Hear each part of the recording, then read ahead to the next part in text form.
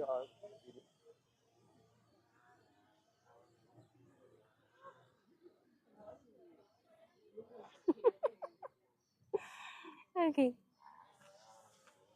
Ready?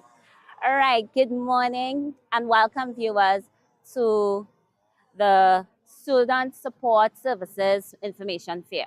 I am Alian Smith, your host. We are currently outside the post office where this fair is going to be held.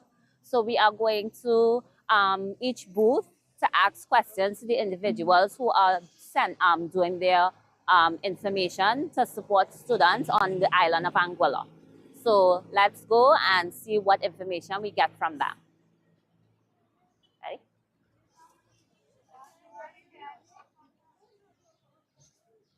Ooh.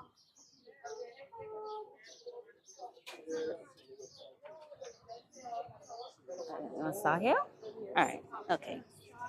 Good morning. Okay, no problem. Let me just get this mic for you. All right. Here you go. All right. Okay. All right. Good morning. Good And morning. what's your name and your job title? My name is Tracelyn Hamilton, and I'm the Education Officer with responsibility for Student Support Services. Okay. All right. So Tracelyn. So how many years have you been in this position? I have been in this position since 2018, so 6 years. Oh wow, that's a lot of years. So what is your mission and objection as the title you're in? Okay, as an Education Officer Education with officer. responsibility for Student Support Services. Now, in the Okay. past, we call it Multi-Professional Support Services. So the banner, you would see Oh. Multi-Professional Support Services, Okay, multiple. but we have just renamed to Student Support Services because it gives a clearer idea of what services we offer in terms of support for students. So basically, I am actually like the coordinator for several units. So as you go around here, Okay. you will learn about the different units that make up the division of student support services. So we're about 11 units Wow. that make up the division. Okay. All right? All right. So as you go along, you will hear about the units and what they do. Okay. All right. Thank you so much. Okay. Moving on. Good morning. Morning, how are you? I'm fine. So what's your name and your job My title? name is Prevalent Richards. Travel and Richards. I'm a Okay. remedial reading teacher, Okay. and our program at the school is to help struggling readers. And we teach children from grades 2 to 6. Mhm. And we use a program called Jolly Phonics, and it's very good. Any child that comes to our program, you can ensure that their reading will improve and their comprehension skills will improve. So Okay. So how long have you been doing this? I've been doing this for the past 3 years. I was a classroom teacher before, Okay. and now I'm a remedial reading teacher, and I love it. So what's the mission or the objective? The mission here is to get struggling readers up to their level and above, because some of them, they struggle with reading. They are reading below. If they are in grade 1 Mhm. and their age is 6, some of them are reading like 2 years below. And Okay. our objective is to get them up and above their age. Okay. What challenges would you say you face doing this? Some of them, they actually don't have the support at home. Okay. So we Support is the hard part. support is the Yes, hard support part. is That's the the hard hardest part. part. Yeah, But they okay. love it and they do improve a lot. But the hardest part is support at home. Support at home. Okay, Yes. so what do you think? Okay, so what kind of when you help these children, what do you tell the parents, or what do you try to tell the parents to encourage them to support their children? To support them, be there for them, read with them, read for them, read Okay. to them. Or like bedtime stories and those Yes, kind of bedtime things. stories. I Okay. mean, if you're even in the kitchen and you're doing something that requires a recipe, read it to the children. This would Okay. help them. Yeah, that's good. Is there anything else you want to share before we go? Okay, right now we're at the post office and Okay. we have a lot of stations that help students at school. So if you can stop by and get some brochures, that would help you at home. Okay, thank you so You're much. welcome. So these are the brochures? These are the brochures. Yes, okay. And this is the program that we use at school. Okay. Got that? Jolly Phonics. Okay, thank you very You're much. welcome. Thank you. Good morning. Good morning. So, what's your name and your job title? I'm Thea Richardson, the educational psychologist, Education psychologist. Okay, how long have you been doing that? since 2011. 2011. Okay, all right, You no work that problem. out. No problem. Okay, what you would say is the mission or the objective of what you do? To identify struggling students early, put Okay. interventions in place, ensure that they are in a learning environment that is meeting their needs. Okay, what would you say is the hardest part of your job? The most challenging part of your job? Well, hmm, really, I think a lot of the struggles would be a lot of our students, they don't have a formal diagnosis. So, Okay. formal diagnosis, we we're struggling in that area. Getting them, we can identify struggling learners and put interventions in place. But to have the actual medical diagnosis, that's Mm-hmm. something that we're working on now.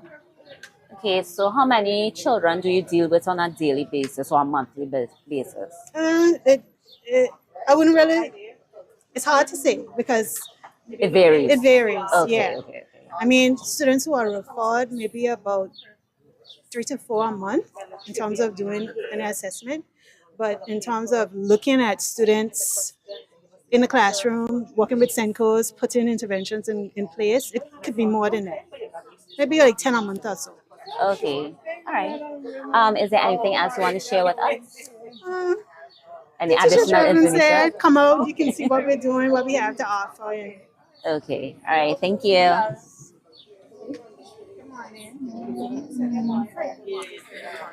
Good morning. Yeah, good to hear you.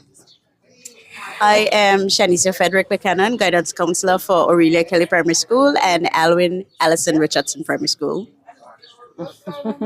And good morning, I'm Vivian Fleming, also a counselor for the primary schools. Okay. How long have you been in these positions? Before we start, we actually have a third primary school counselor in the person of Mr. Rodwell Grant, Okay. and he works at Adrian T. Hazel Primary School and Vivian Vanderpool Primary School. Okay. Yeah, so the question you asked before, I've been around a long time. This is my 24th year Wow. into counseling, but before that, I have been a teacher, so I was in education for a very long time. Okay. And December will make 10 years for me as a guidance counselor, and I've been in education for 28, about 28 years. Yeah. Wow. Wow. Patrons. Patrons. Okay. So, what would you say is the best part of your job? Ah.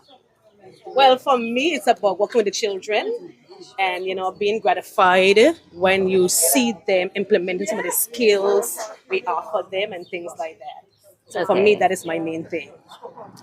I would say to see the change, the positive outcomes that we want to see. We work with children who are struggling with academics, self-esteem, social skills, who need some help in that area. We work with families, if, let's say, for example, if there's a loss within the family and so forth. So to just see that there's a change, like, for example, a child who's struggling in class, who lacked motivation and focus and those sort of things, to actually see them like enjoying being in the classroom and wanting to work, those sort of things. So that's what we love about our job. Okay. What is the mission or the objective of? What would you say? Okay. Yeah, the mission and the objective. Okay, our objective as counselors is to help our children to grow totally. Okay, we help them grow. We help them grow educationally, the teachers.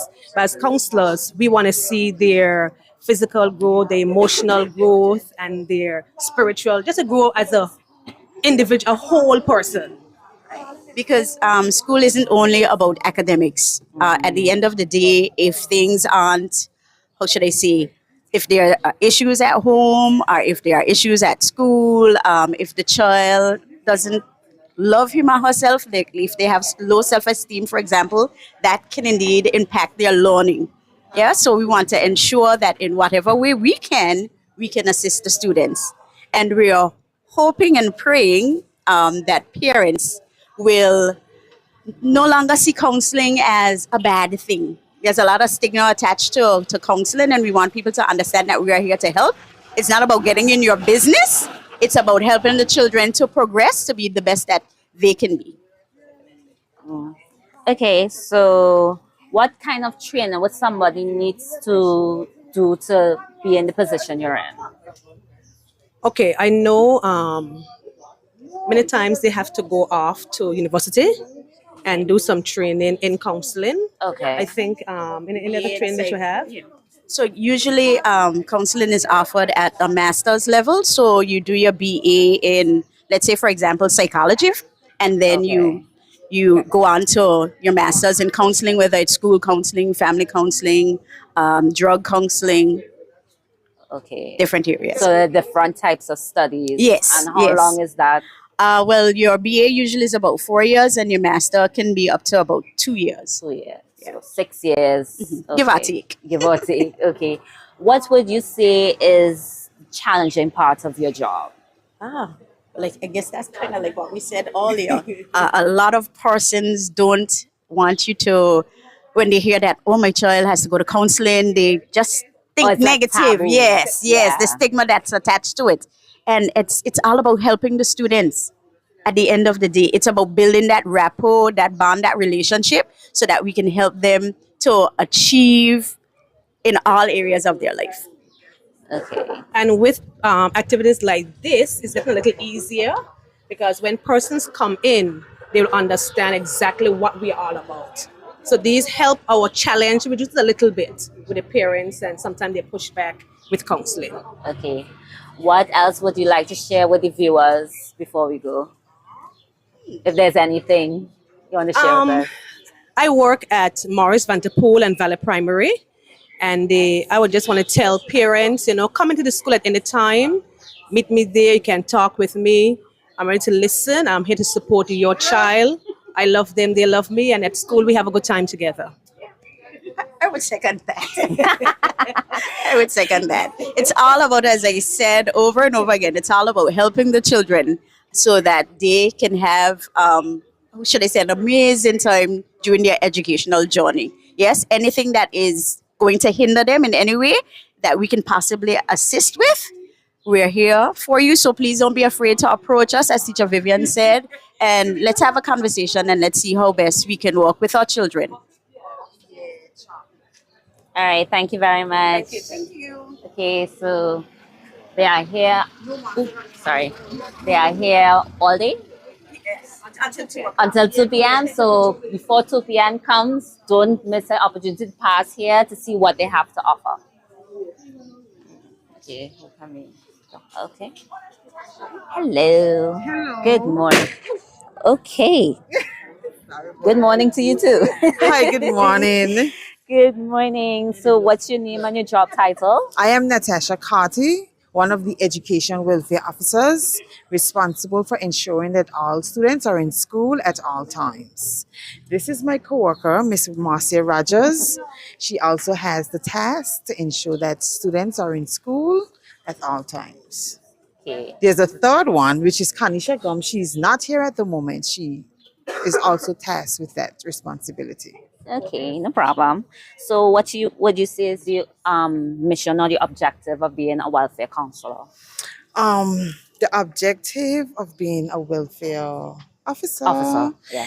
is to ensure that children are attending an institution of learning and ensuring that their welfare needs are met in terms of food is provided, lunch is provided, textbooks are provided. So we do and uniforms. We do a number of initiatives.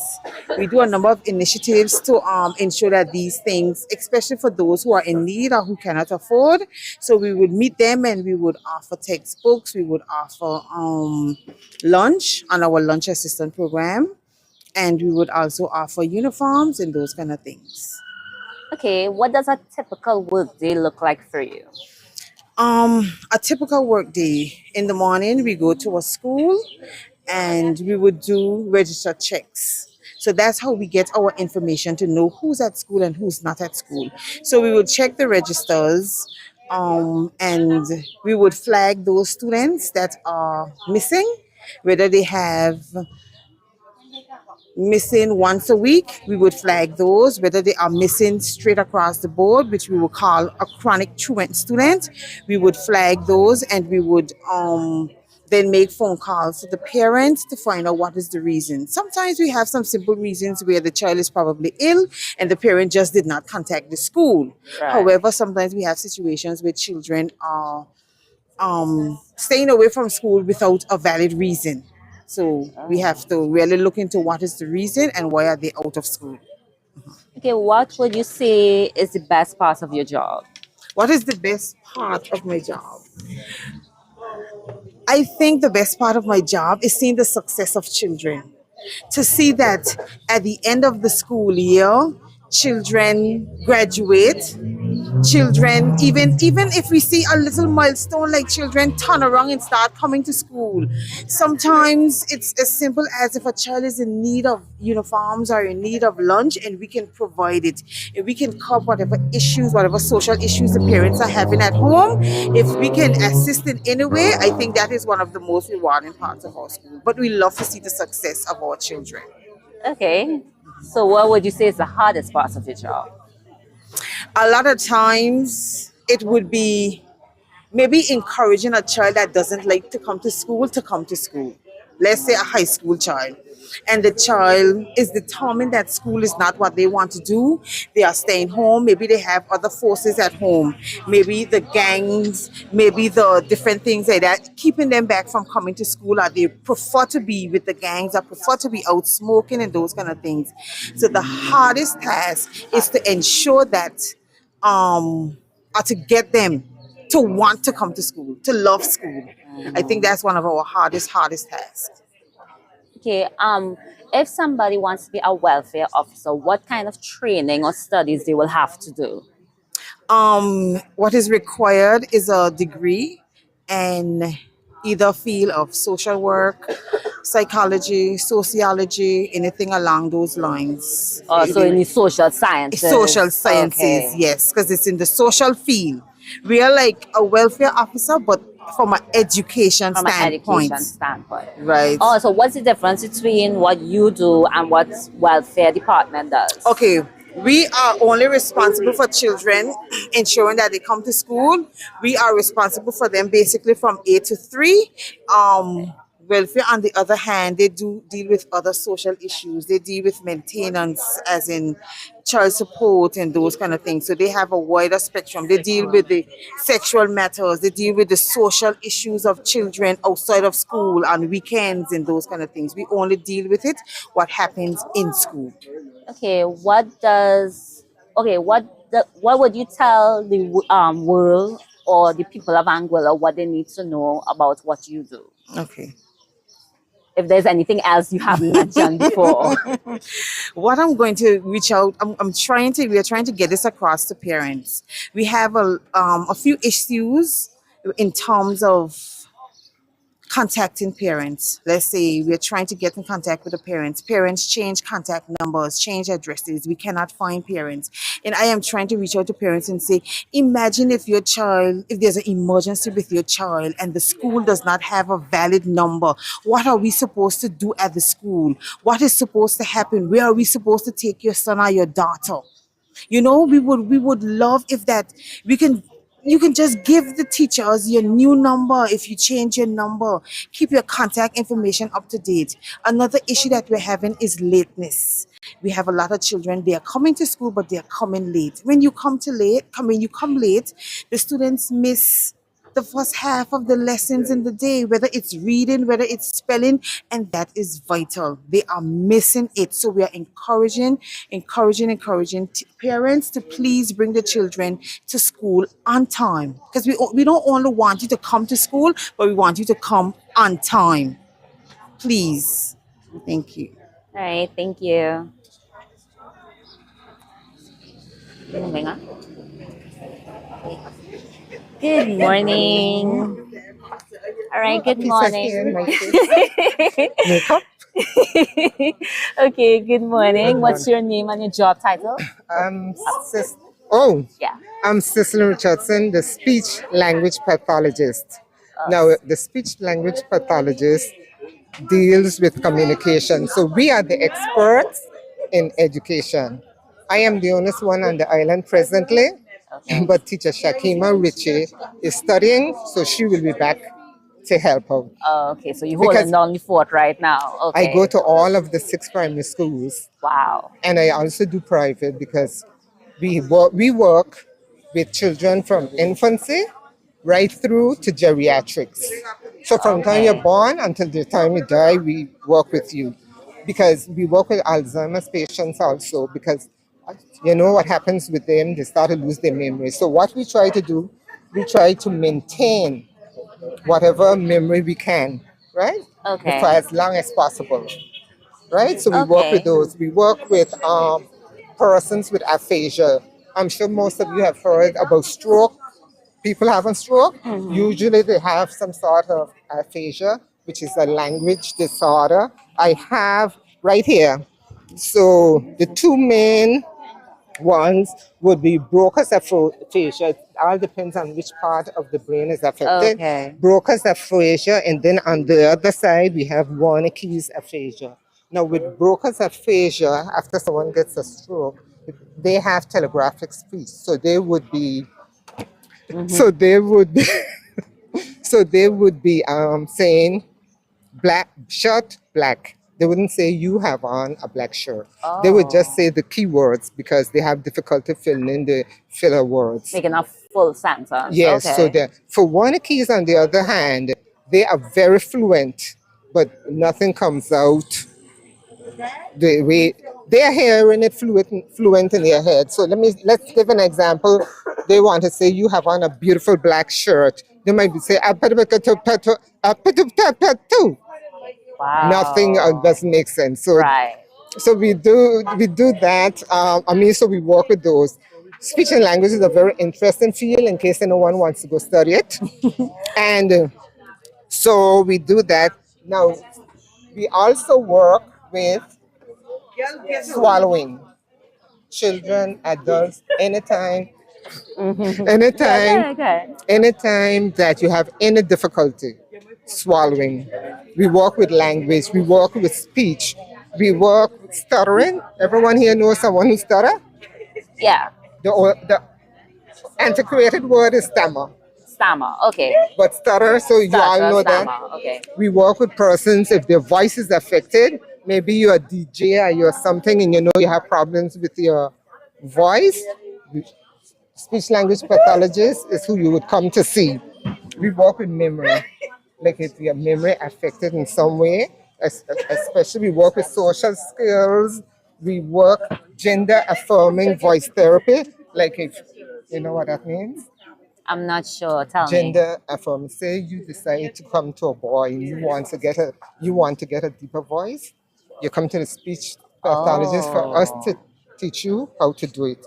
Okay? Okay. So we deal with executive functioning, motor speech disorders. We work with a variety. Yeah. Keep it We there. work with a variety of areas. We do counseling, cleft palate, right? Cleft Oh. palate, Okay. Yeah. like when you see it like split. We work with that, and usually after any type of surgery that affects from here up, we will be involved in that. So Now, it's like speech therapy and physical therapy also. no, Not physical, just no, speech this therapy. is speech and language therapy. Just Yes, speech and language therapy. yes, but Okay. it So involves a wide thing.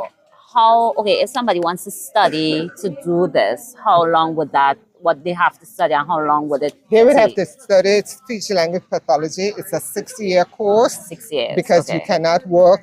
The minimum qualification to work on your own is a master's.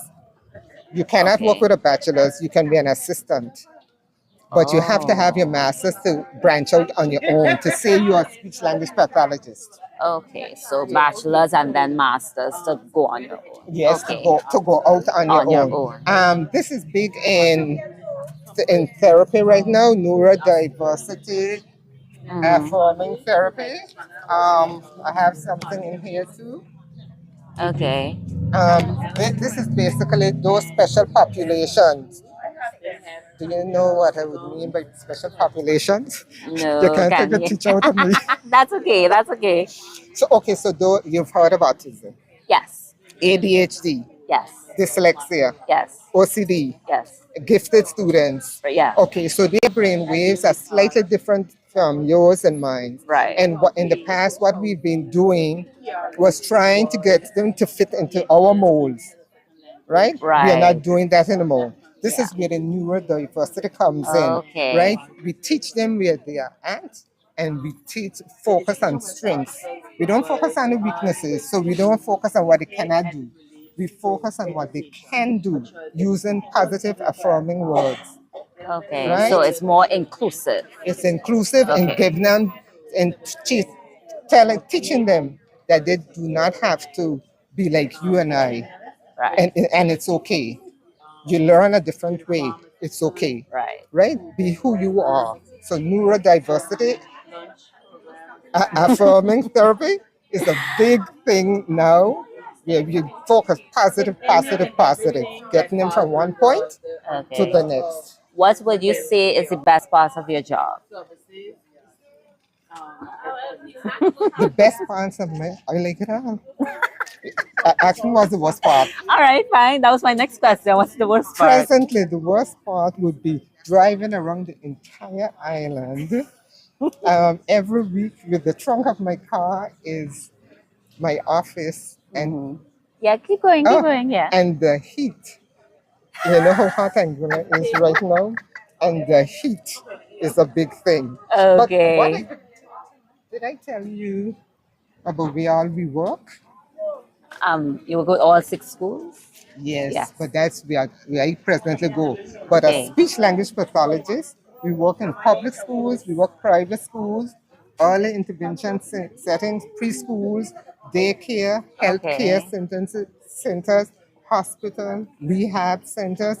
Ask me afterwards which one would be ideal for me. All right, no Private problem. practice settings, university and university clinics. We go into individuals' homes to support them if they can't come out, Okay. right? The community. We go into the jail. Anywhere that speech and language is needed, that's where we go. Okay. So which one you prefer to go to? My ideal place to work is in a rehab center. And do you know why? Why is that?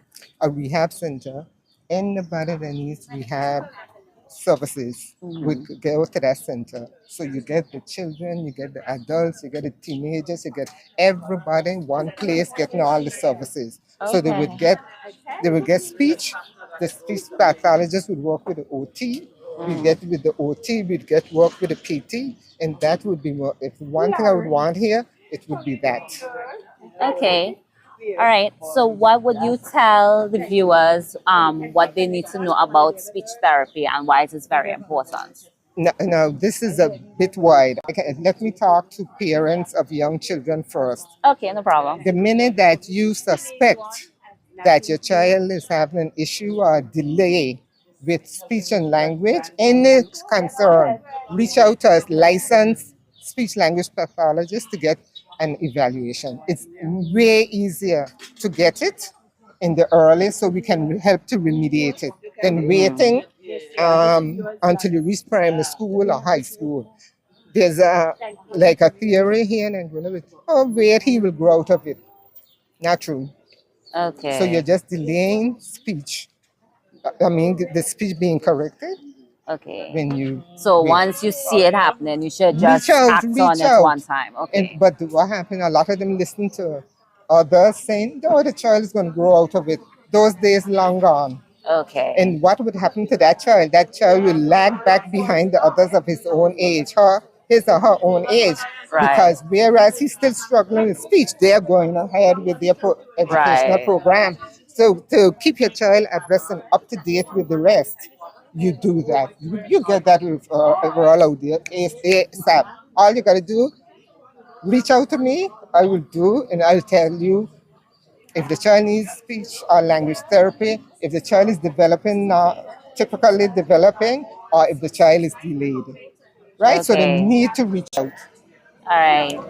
Adults, usually the doctors will refer adults, but I am here too. If you need help, the adults, just call me Okay, and I will thank you. set up an evaluation. Okay, thank you so much for sharing with us.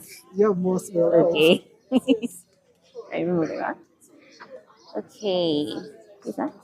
All right. Hello. Hello. How you doing? Good morning. Hello. Yeah. Just hold it. Yeah, I've got a bit of a cough. So. Oh, you want me to hook it? All right. I can hook it. Oh Yeah. no, I can help. You Yeah, sure? yeah. All right. Okay. All right. So, Good yeah. morning. Morning. And what's your name and what's your job title? Okay, my name's Ian Bibby, and my job title is like the drug counsellor in schools.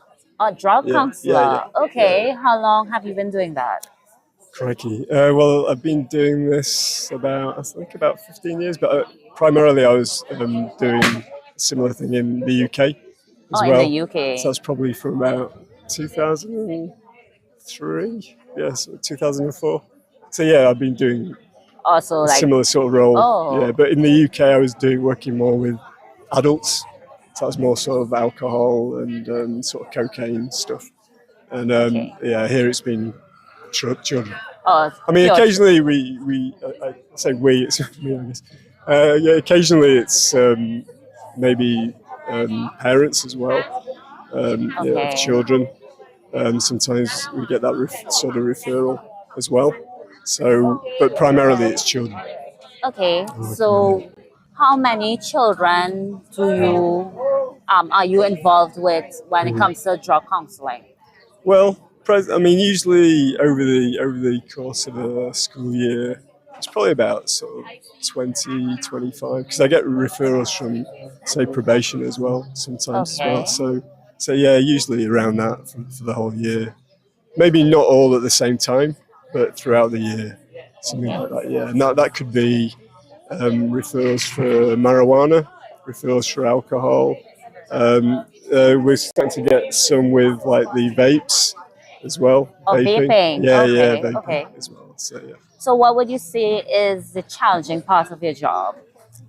Well, I guess quite a significant percentage of children that refer to me don't see that it's any problem at all. Oh. So they don't really, want Or to in make any denial. changes. So I guess it's my job to try and sort of give them the right information, because you don't really know where they're getting their information from. Maybe it's not the right information. So sometimes by giving them, up to date research and studies and that sort of thing to show that, these drugs are not good for young people. They're really going to affect their development, especially their brain development and so forth. So after doing that, you can get some motivation to change. But yeah, that's probably the most difficult when children, some they don't really want to know, they're very against any change, so quite resistant. Because they just think Okay. it's fine, they're having a nice time and so forth, But really, this is the really time where the brain, because it's changing a lot, it's a lot more vulnerable Okay. to drugs abuse and so forth. So yeah. So, if someone wants to study to be a drug counselor, what studies they will have to do, and how long would that take? Okay, I mean, with myself, I guess I did an MA in social work and counselling, so it was the substance misuse part of the job. So that's my prime sort of qualification. But after that, it's just sort of I did, because I worked in the States as well, so I got some of the certificates over there. That was working at a residential rehab for a bit, and then in the UK it's sort of a lot of on the job training, and then you do your own training as well, like CB, cognitive behavioural stuff, motivational interviewing. So you along the way you're always picking up. I mean, you're still learning, I'm still Right. looking at new techniques and things like that, Okay. more applicable to children. So All right. So, what would you like to tell our viewers that people don't know what else a drug counselor does? What instead of what you have already okay, said? well, Also, part of it is I do teaching as well. So I do teaching PSHE. Or educating? So it's Okay. alcohol and drug awareness. So that's for grade. That's for in the high school. So that's for. Trying it out a little bit. That's for Form 1 in the high school and Form 4 in the high school. So we each class. It's about 8 classes in each year. We do sort of 4 or 5 classes for each class. So it's quite thorough. So hopefully, the message is getting through, if you like. It's all about information. I'm going to be doing some like parenting classes as well for students that are going to be, hopefully for students that are going to be leaving primary school. We don't get too many referrals from primary school, but we do get the odd referral for use in the primary school. From the primary school as well. Yeah. Oh, okay. So yeah, very rare, but we do occasionally. Okay. Yeah. All right. Thank you so much for sharing Okay. with us. Okay, no worries. Okay. Thank you. Thanks. Thanks. Okay. All right. Good morning. Who wants to talk first? Okay. Okay, good morning. What's your name and your job title? Okay, my name is Catherine Proctor. Oh, Yeah. sorry. Yeah. My name is Catherine Proctor, and I'm the Reading Recovery Teacher Leader. These are some of my teachers. Okay. Teacher Tamara is a Reading Recovery teacher at Adrian T. Hazel Primary. This is Teacher Mavis, Reading Recovery teacher at Valley Primary, and Teacher Natasha, Reading Recovery teacher at OKPS. Okay, nice to meet all of you. So, what would you say is the most challenging part of your job? Um, Oh boy.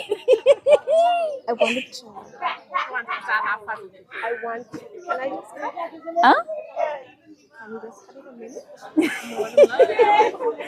Any of your colleagues? Okay, Yeah, we're live. Because yeah. I wanted to start off with the positive first. What is reading recovery? That's fine. We can and do then that. Go into that. We can What's do that. the positive part of your job? And we can come back to that. So I'll say what reading recovery is. Reading recovery is an early intervention program. We help those children who are coming out of kindergarten going into grade 1 who need the extra help in reading and writing, developing reading and writing strategies. Okay. So that is our aim, to make sure that the lowest children, the children who need the most help, they are reading efficiently at the end of the program by the time they get to the middle or above average classes. Okay. Okay. We are fully trained. Each teacher goes through a whole year of training, and each school has a fully trained teacher. Okay. Now, the aim, as I said, is to get those children to be lifelong readers and writers. So we help them with as many strategies as possible for the reading and writing. It's 12. Each child takes about 12 to 20 weeks in the program, Okay. and most children finish before that. But the maximum will be 12 weeks. And at the end of those 12 weeks, they are discontinued either successfully, or if they're not finished fully, they can be referred to remedial reading for longer term support in grade 2. What we usually do in September, we test those children, the lowest of the 20%, and we take those children onto the program. Now, to answer your question, the most challenging part of our job is parental involvement. Because with our children, they need to have reading every single day. So when they go home, they take home some of the books that you can see here. Okay. They also have their writing materials. Mm-hmm. And most times we do not get that help with the from parents. So if parents can help those children to move even faster. Okay. So we need parents to be Parental. more supportive Yes. and more active in their Yes. children's life. Yes. Okay, so how many children do you all deal with on a daily basis or a monthly basis? On a daily basis. So we have 2 tiers of teachers. We have those who are half-time, and we have those who are full-time. Okay. So those who are full-time, they teach 6 children, and it may seem like a small amount, but dealing with the lowest children, it's a lot of time that we have to spend with these children. So each child gets half an hour. Okay. Right. So the full-time teachers deal with 6 children, and the half-time teachers, we deal with 4 children per day. So you would find that within the bigger schools, we have two reading recovery teachers at one grade. So when one teacher is out in the morning, the other teacher is in the classroom teaching. And the bonus of that is that the training that they get from reading recovery they can pass it on to the children and the whole grade. So that is a benefit of having the half-day teachers also. Okay. All right. Yes. So, what would you say for someone who wants to be in your position? What kind of studies they will have to do, and how long would that take? Okay, so for reading recovery teacher leader, it's a master's program. Masters. Yes, Okay. and you have to have bachelor's degree or all the way first degree. And I was trained in England, but now we are under the auspices of Georgia State University. Okay. That they train us. So they will go there for a year and then come back here and do another year in terms of the MEd, not the MEd, the masters. Training. Now, the reading recovery teacher has to be an early years teacher, kindergarten, grade 1. It has to have taught those early grades at least 3 years. And then they're trained. I train them for a year along with the trainers from the university. They go through a full year of training. And it's hands-on. It's not that they go in and they have to sit in a class for a whole. No, it's hands-on. As they teach, they learn, and as they learn, they teach. Oh, wow. So it's a hands-on. It's very intense, very structured program, but very rewarding. Okay. Yeah, because we've been in this. Did I say from 1998?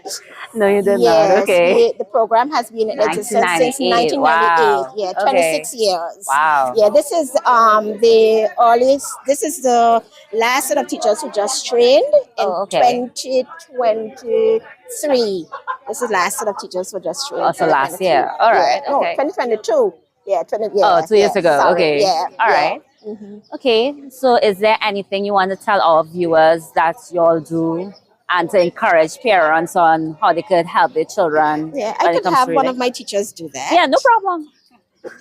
Yes, a lot have been said about the reading recovery program, which we are passionate about. The teachers of Anguilla, we are passionate about children in terms of ensuring that they read and that their literacy rate increase.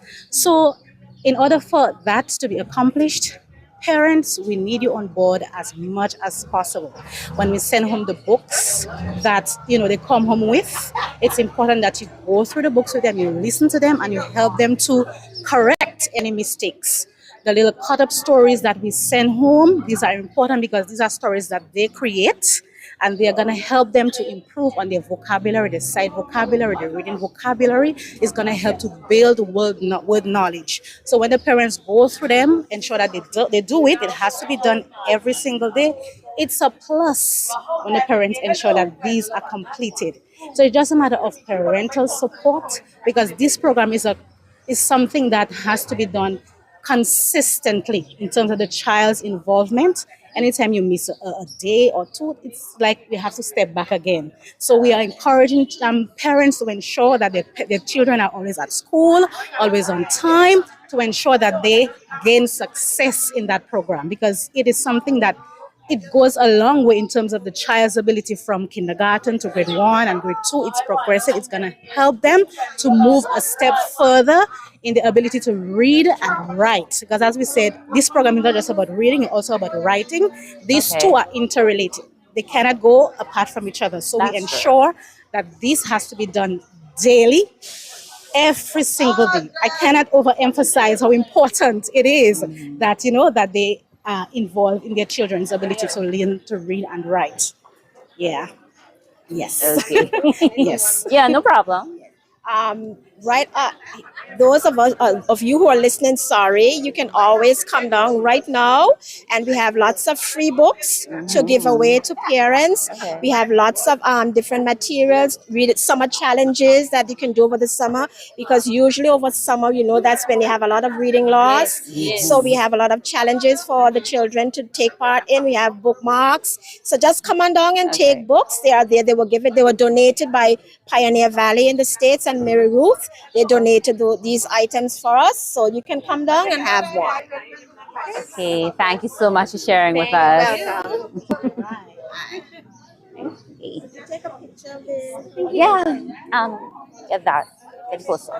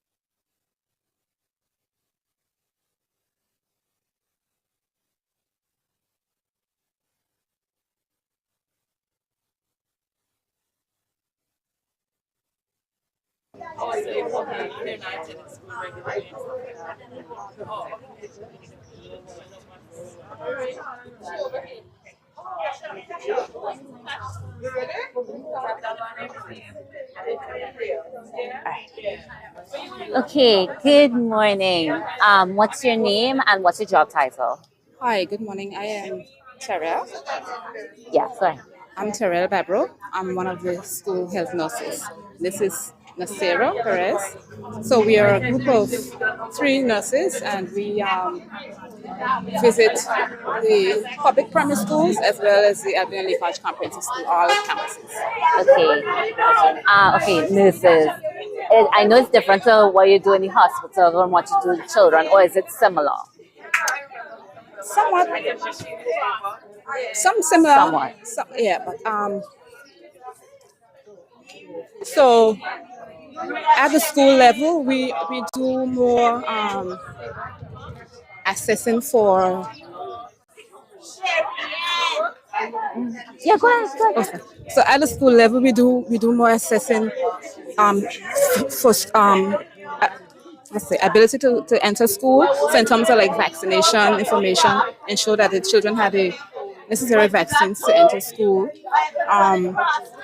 We do health checks as well when they start school. So we do health checks at kindergarten, at grade 3, at grade 6 when they transition to high school. So we would do physical examination, we do vision, checking the vision, hearing, weights and heights, Okay. dental, like we say vaccines as well. And based upon the assessment, we would, if referrals are needed, we do that. So if a child, for example, has cavities, we refer to the dental unit to get that issue dealt with. If the child has any medical issue, we refer to the pediatrician for that. As well as if there is any need for health education, we would do that at that time with the child and the parent, or sometimes we do education in the classroom as well, based on sometimes the teacher may request a particular topic based on what they're going through in the class, and so we will facilitate that as well. So our role in school, we do attend if there are any acute needs in the school for the students or teachers or anybody in the school community. We would assist with that.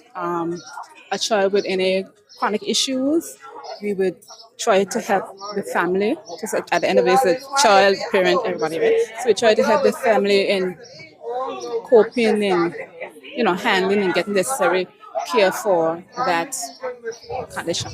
Okay, what would you say is the best part of your job? The best part for me is sometimes when I'm out from school and sometimes a child will see me. I may not remember the child, but they would just be like, "Oh, that's my school nurse." Yeah, so that would Okay. be yes. So that'd be my the best time for me. Okay. What would you say is the challenging part of your job? The challenging part for me could be sometimes as a nurse, it all depends on what's going on during the day. You can be called upon, and you can be expected to be standing a lot. So A lot of standing. A lot of Okay, standing, okay. a lot of standing. How many children do you deal with on a daily basis or a monthly basis? on, okay, so like I said, we will do like assessments. So we do assessments mainly kindergarten. So like for a term now we probably assess over 100 children. Wow. This is per nurse, so this is a bit big. Per nurse. Well, under 100 because we have two schools.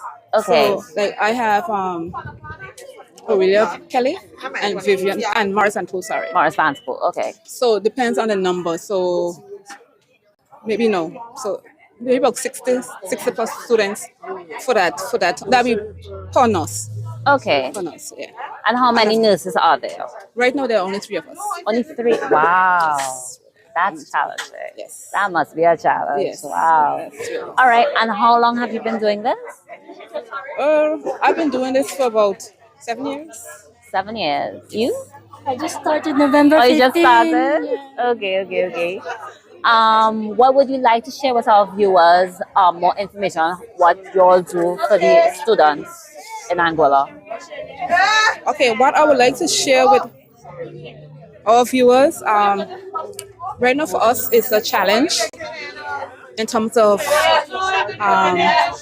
students choosing healthy foods above the common unhealthy snacks. So we choose pizza before we choose Junk food, yeah. So that's one of our major challenges to getting adults on board to make the choice when they go to the store to buy the healthy snacks and make sure they're in the house. That way, if the child is hungry, you would think you eat what you have, right? Right. So we're trying to get the adults on board with providing the healthy nutrition snacks for children, encouraging them by adults, we ourselves, having these healthy choices. So we're not just buying an apple for the child and we're not eating it. So we are just living that lifestyle as well. Yes, because we have been seeing some children with some, elevated blood pressures that, maybe contributed to the high salt, so the pizza, and then we have the potato chips, the Doritos, and the list goes on and on. Okay. And so we want the adults to be on board with us and buying the healthy food, choosing the healthy food, eating the healthy food. Yes, so I have the children to Make better choices. Make better choices. Yeah. And so for young parents, you may say you don't have a child in school as yet, but this is the best time to start. Right. So start early. Start with your fruits and your vegetables. Get the child used to having these healthy options instead of the where they done quick, easy, and healthy foods. Yes. Okay. As a health nurse, right? What studies do you have to do, and how long does that study last? Okay, so as a nurse, you would do your bachelor's in social sciences. No, you do your bachelor's degree in Human and social biology. No? No. So you prepare to do your bachelor's degree in nursing, Okay. and that's usually, I think, 4 years. A 4 year program. Okay. All right. And then do you have to do a training when you're here, or you just go straight into it after you get your bachelor's? You mean to start working start here? working here. You go straight. Oh, you just go straight after Because studying. part of Okay. the program is you basically train as you. So it's theoretical as well as practical. So you visit different departments in terms of health. So you will visit medical, surgical. You do pediatrics. You do different areas. Different areas.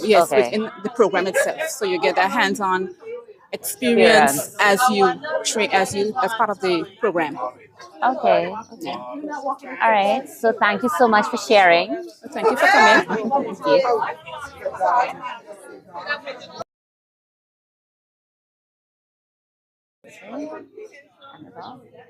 Okay. So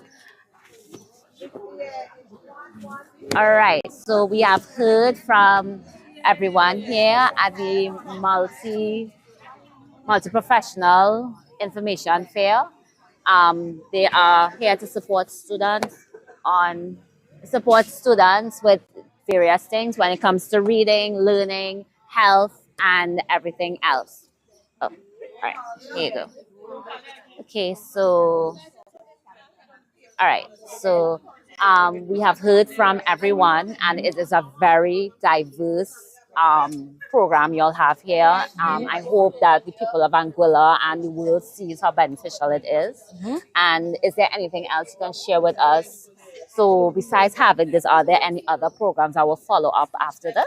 Well, actually, this is meant to be an annual event. We did it in 2019, but then after COVID, we weren't able to have it for a few years. Outside of that, in February, we celebrate SEN Week, which is Special Education Needs Week. It's a whole week of activities, but the intention is also to continue to promote the different units.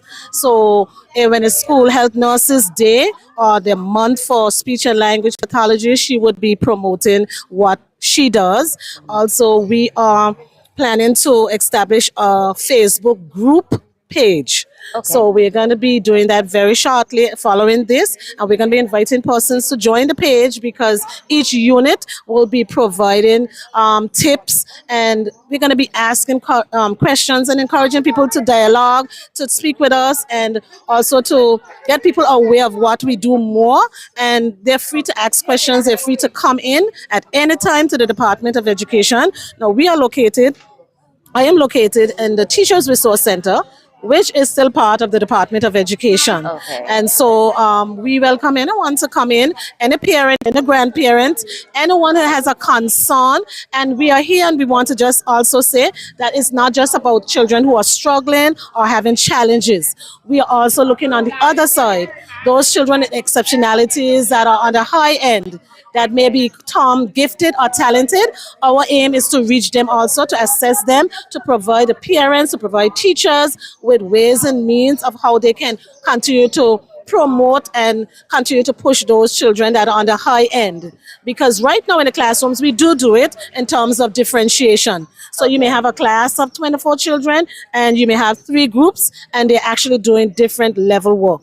So you may have a grade 3 class, but a group of children are at a grade 2 level. So they may be doing grade 2 level work, and we may have 5 that are at a higher end, maybe doing grade 4 level work. Right. The bottom line is to meet the needs of all our children. Yes, to meet the needs of all the children, and to make sure that they are progress forward. Okay. Yeah.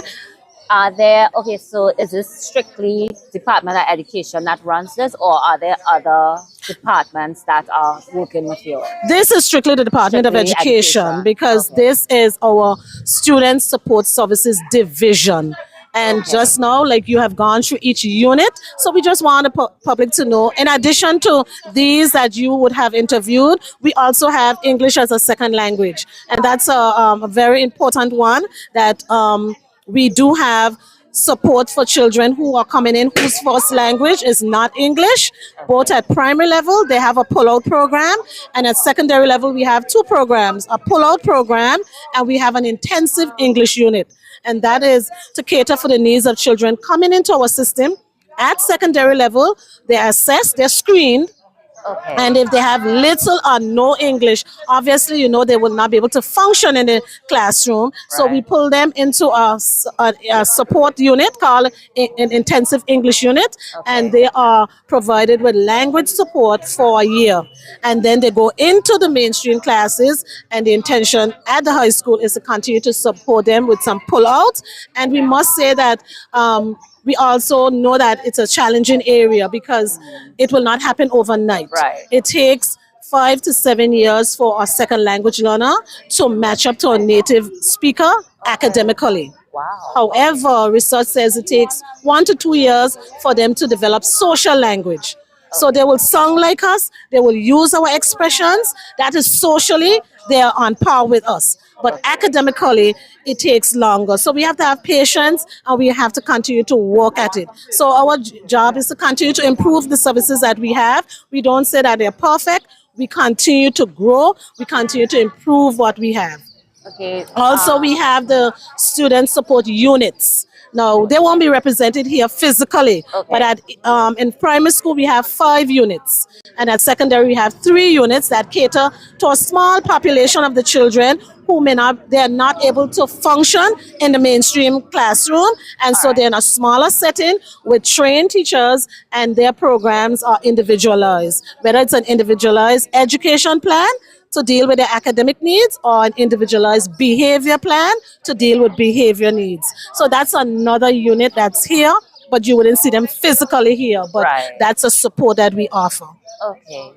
All right. So what would be the Facebook page name so the viewers can look out for it? It will be the Student Support Services Division, but it will be under the Department of Education Facebook page. So we will be a group. Okay. Yes, so, under the Department of Education Facebook page, you will see Student Support Services group. All right. All right. Okay, is there anything else you want to share with us before we go? Well, we just want to thank you for coming out to help us to promote what we are doing. We want to thank the Department of Education, Mr. Romney. We want to thank Ms. Harris for coordinating all of this, and Radio Anguilla and Class FM, because we actually went on both stations. And we want to really thank all our workers, our staff, and parents, and everyone that's coming out and supporting us here today. We hope that they will continue to support us and know that even though we will close this afternoon, we are open every day, Monday to Friday, 8 to 4 at the Department of Education.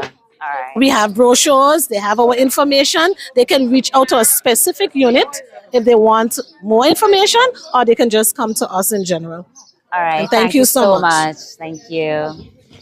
Okay, so you heard that, folks. They are here until 2 o'clock, so do not miss out on passing here to see what they have. And they are also available at the Department of Education. You can visit them on their Facebook page. So look out for that group, that Facebook group that she mentioned.